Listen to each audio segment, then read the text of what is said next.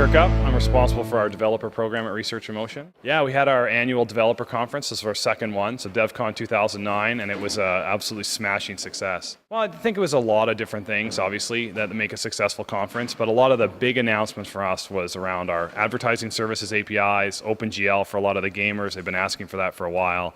New push APIs, payment services, and of course, new cell site geolocation APIs as well. Yeah, I mean, I think the really positive response, I think on a couple of levels. One, I think people really saw that RIM was investing back in the development community. And that's really important because developers ultimately end up making an investment in a platform when they write an application for it. So they want to make sure that that investment pays back dividends for them. I think the other side, of course, too, is that we really exposed ourselves and our roadmap in terms of giving access to the experts and the tools and the capabilities so that people could really come away with the developer conference, not just learning a lot, but knowing exactly what they needed to do as part of their mobile strategy. Yeah, I mean, some of the new companies said it was literally the best developer conference they've ever attended, which is quite the compliment for us, especially on our second iteration. So it also sets a very high bar for next year, of course. So that was one of the things we did really well this year, is that we created a lot of advanced sessions, both from people within the community so they could share their insights, but also from RIM themselves, so that there was content both for new developers, kind of mid-tier developers, and a lot that are really pushing the edges of the platform today.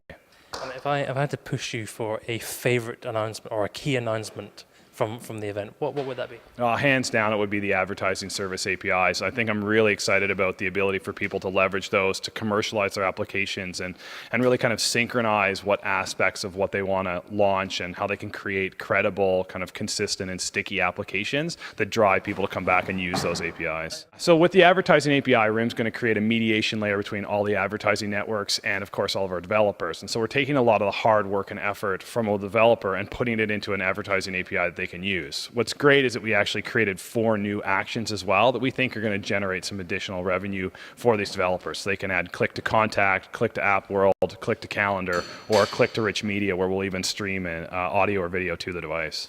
Yeah, so the payment service API was really something RIM needed to do to build out the other side of the commercialization. So if you're not offering a free application, you don't want to supplement via advertising, an in-app payment API allows you the ability to really kind of finely control exactly how you want to monetize that application, whether that's freemium type model or whether you want to use that to monetize specific levels or even a subscription service. So all of those things are now available to people so they can start to experiment and create new business models.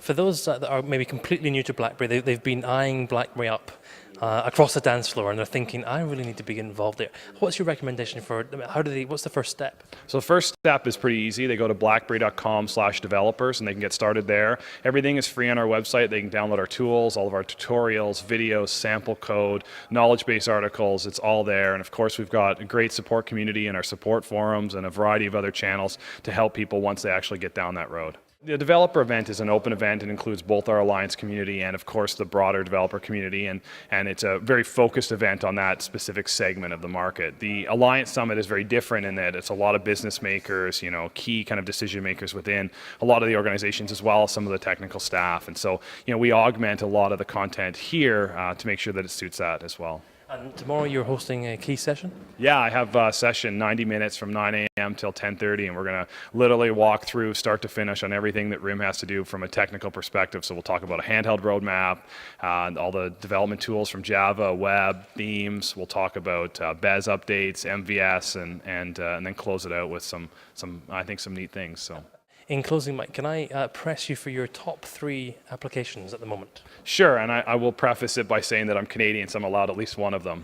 So I've got a weather application, which is obviously kind of a necessity in Canada. It changes every day. But my other 2 favorite apps are Vigo, so I can stay on top of all the news that's happening in the community, and then Slacker for listening to music. Excellent. And just anyone that wants to contact you or get in touch with you, what's the best way? Just email me. So mkirkup@rim.com. I get about a million emails a day, and happy to continue to engage with the community. So that's something that's different about RIM, is that we're really open and want to talk to people, want to hear their feedback, and so I'll always try my best to help people. Very good. Thank you for taking the time, sir. Well, my pleasure. Thank you.